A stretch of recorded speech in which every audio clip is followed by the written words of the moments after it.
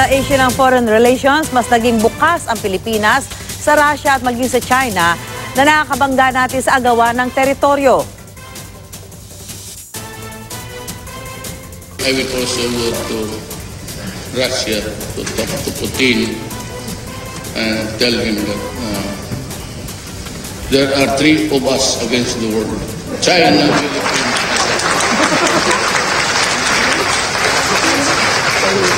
It's the only way.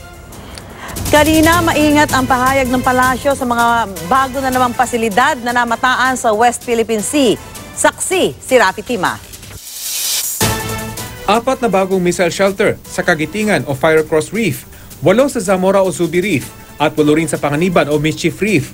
Bukod pa sa antenna array na magbibigay kakayahan sa China na i-monitor ang airspace sa mga pinag-aagawang isla. Ilan lang yan sa mga namataan sa satellite pictures ng artificial islands ng China na mula sa Asia Maritime Transparency Initiative.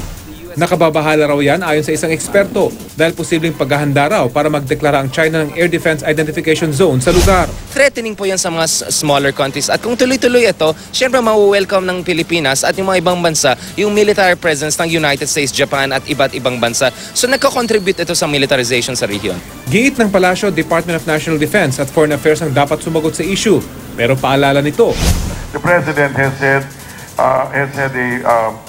his approach to the situation, to regional sociopolitics, geopolitics, has always been to come into a mutual understanding and mutual and dialogue in order to resolve cases like this.